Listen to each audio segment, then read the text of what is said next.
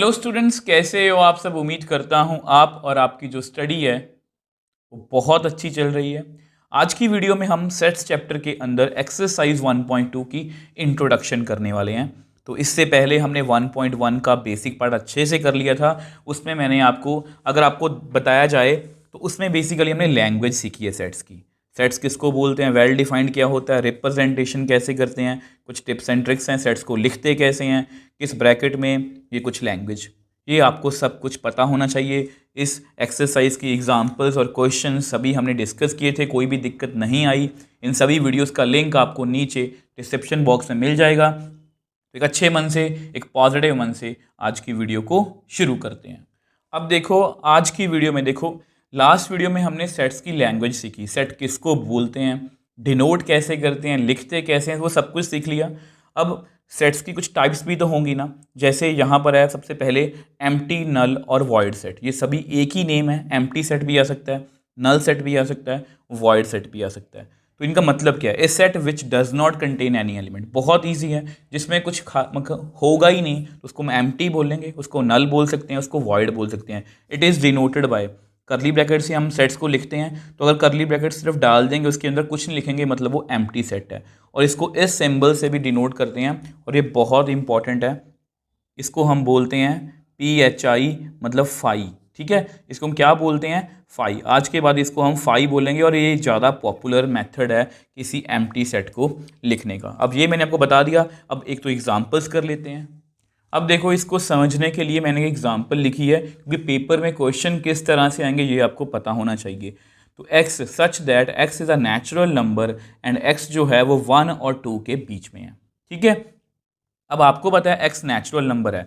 Natural number जो हैं मैं लिख देता हूँ आपके लिए, जस्ट आपको समझाने के लिए। नेचुरल नंबर्स आर, कौन कौन से होते हैं natural number, 1 2 3 4 and so on. तो ये कह रहे हैं कि x नेचुरल नंबर और 1 और 2 के बीच में है। So therefore there is no number, there is no number between 1 and 2। तो 1 और 2 के बीच में कोई भी नंबर नहीं है। Therefore A is an empty set. तो ए को मैं लिख सकता हूं फाई और इस तरह से। अब एक एग्जांपल और करते हैं। अब देखो, ये एक और एग्जांपल लिखी, आपको और अच्छे से क्लियर हो जाएगा। X such that x square is equal to 4 and x is odd. तो इसको सॉल्व करते हैं, इसके एलिमेंट्स देखने के लिए। तो x square is equal to 4 which implies x is equal to plus minus root 4, मतलब प्लस माइनस 2, क्योंकि प्लस 2 का स्क्वायर भी 4 होता है, माइनस 2 का स्क्वायर भी 4 होता है। तो एक्स कितना आ गया, plus 2 and minus 2। Since plus 2 minus 2 both are even. ठीक है, तो therefore there is no odd number. तो इसके सोल्यूशन सेट में कोई भी ऑड नंबर नहीं है। Therefore B is an empty set. तो दैट इज, बी को मैं लिख सकता हूं फाई और इस तरह से। आई होप आपको एम्प्टी सेट जो है वो अच्छे से क्लियर है। अब देखो, नेक्स्ट टाइप की बात करते हैं। नेक्स्ट है फाइनाइट सेट। ठीक है, इसकी डेफिनेशन क्या है हमें याद नहीं करनी है, बट हमें क्लियर होनी चाहिए। A set which is empty और consist a definite number of elements, that is if we can count the elements, is called finite set. तो देखो, इसका मतलब क्या है, इसका मतलब देखो, ये बहुत इंपॉर्टेंट है कि ए सेट विच इज एम्प्टी, क्योंकि ना कई बार पेपर में क्वेश्चन, मान लो आपको पेपर में क्वेश्चन आ जाए कि an empty set is also known as dash. तो हो सकता है कि आपको ये ना पता हो, बट आपको पता है आज के बाद कि एम्प्टी सेट को हम फाइनाइट सेट बोल सकते हैं। तो जिसमें भी देखो, सिंपल सी बात है, डेफिनेशन में मत जाना, अगर हम एलिमेंट्स को काउंट कर सकें तो वो एक फाइनाइट सेट है। ठीक है, मैं आपको एग्जाम्पल के थ्रू समझा देता हूँ। अब देखो, ये मैंने दो एग्जाम्पल्स लिखी हैं ए। अब देखो, इसमें ना क्लियरली मैं एलिमेंट्स जो हैं वो मैंने रोस्टर फॉर्म में लिखे हैं, 1 2 3 4 5, मैं क्लियरली काउंट कर सकता हूँ। तो ये क्या, एक फाइनाइट सेट। ठीक है, ये क्या है, एक फाइनाइट सेट।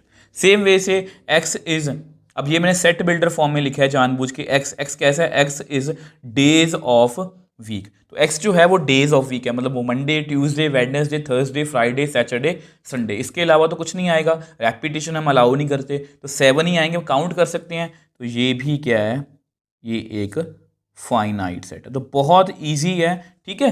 बट जैसे ही हम 1.2 करेंगे उसके बाद आपका मेन सेट जो है वो स्टार्ट हो जाएगा, बट ये बेसिक नॉलेज आपको होनी चाहिए। अब देखो नेक्स्ट है हमारा फाइनाइट के बाद इनफाइनाइट सेट।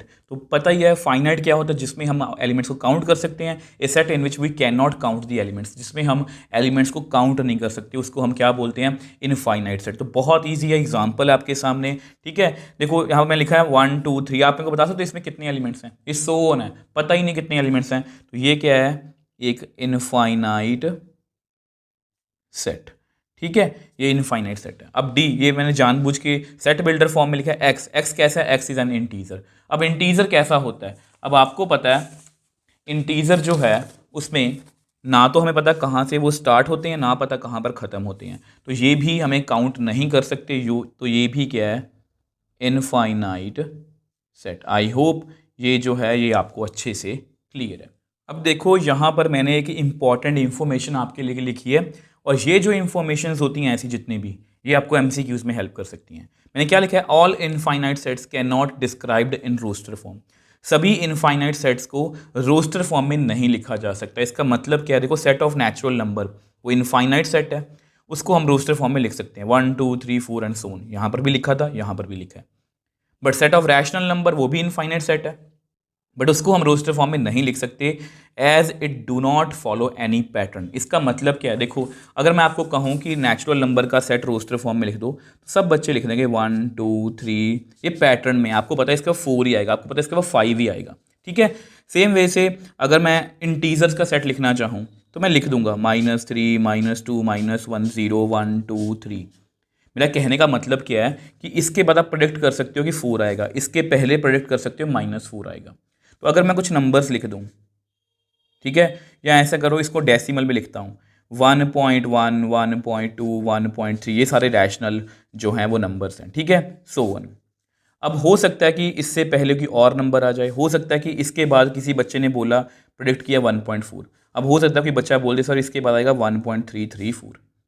तो मतलब यहाँ पर हम प्रिडिक्ट नहीं कर सकते, और अगर हम प्रिडिक्ट नहीं कर सकते तो इसको हम रोस्टर फॉर्म में जो है वो नहीं लिख सकते। और इस तरह के क्वेश्चंस आपको एमसीक्यूज में आ सकते हैं, आपको पूछ सकते हैं कि रैशनल नंबर जो है उसको हम रोस्टर फॉर्म में लिख सकते हैं, येस और नो, कुछ भी आ सकता है, कोई भी ऑप्शन भी आ सकती है, कुछ भी आ सकता है। तो इस तरह की बातों का आपने ध्यान रखना है। अब देखो यहाँ पर मैंने एक डेफिनेशन लिखी है, ये कुछ बुक्स में नहीं गिवन, तो बहुत इजीली डेफिनेशन है सिंगलटन सेट। नेम से ही क्लियर है, सिंगल। तो a set which contains only one element, उसको हम क्या बोलते हैं, सिंगलटन सेट। छोटी सी डेफिनेशन है, मैं आपको क्लियर करवा दी है। अब आपके सामने एग्जांपल है, ए इज इक्वल टू 3, इसमें एक ही एलिमेंट है, तो ये एक सिंगलटन सेट है, ठीक है। तो ये एक सिंगलटन सेट है। अब ये मैंने जानबूझ के उसमें लिखा है सेट बिल्डर फॉर्म में, x such that x is neither prime nor composite. अब आपको पता, जब मैंने आपको प्राइम नंबर्स और कंपोजिट नंबर्स बताए थे, प्राइम नंबर्स कौन से होते हैं, जहां पर उसके दो फैक्टर्स हों, 1 और नंबर इटसेल्फ। तो कंपोजिट नंबर कौन से होते हैं, जिनके 2 से ज़्यादा फैक्टर, जैसे 4 6, ठीक है। अब 1 जिसका सिर्फ एक ही फैक्टर है 1, तो वो नीदर प्राइम नॉर कंपोजिट है। तो विच एम्प्लाइज बी कितना आएगा, फिर बी में सिर्फ एक ही एलिमेंट आएगा 1। तो ये भी क्या हुआ, सिंगलटन सेट। आई होप ये भी आपको अच्छे से जो है वो क्लियर है, कई बार एमसीक्यूज में पूछा जा सकता है। अब लास्ट टॉपिक है हमारा इक्वल सेट्स, उसको भी डिस्कस कर लेते हैं। अब देखो ये लास्ट टॉपिक है इक्वल सेट्स। अब आपको लगा काफ़ी बड़ी डेफिनेशन है, अब ये डेफिनेशन मैंने लिखी है ना, इसके पीछे रीज़न है।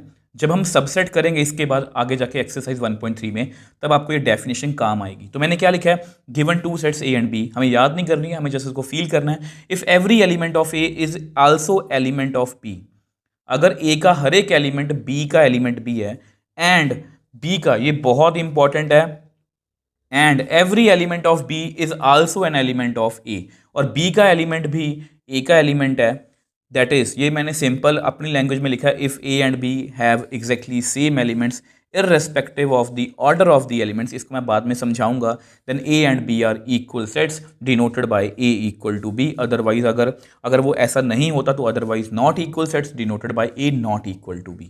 तो ये आपको पता होना चाहिए।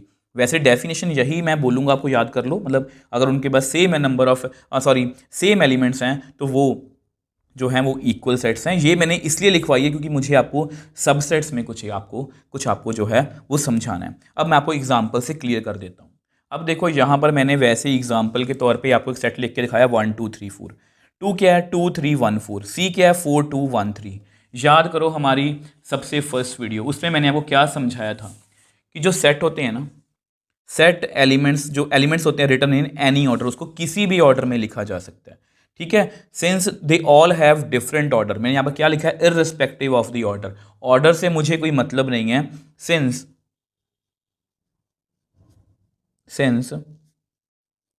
All sets have same elements, all sets have same element,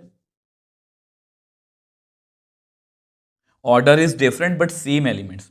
ठीक है, तो इसका मतलब मैं A इक्वल टू बी लिख सकता हूँ, मैं B इक्वल टू C लिख सकता हूँ, मैं C इक्वल टू A लिख सकता हूँ। तो यही आपकी इक्वल सेट्स की डेफिनेशन है।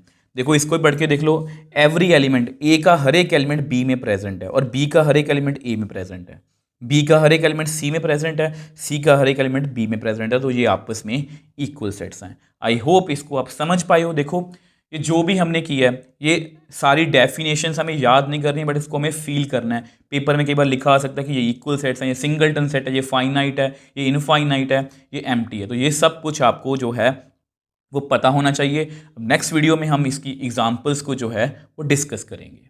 तो अगर आपको वीडियो अच्छी लगी है तो प्लीज़ इसको ज़्यादा से ज़्यादा शेयर कीजिए और इस चैनल को सपोर्ट कीजिए।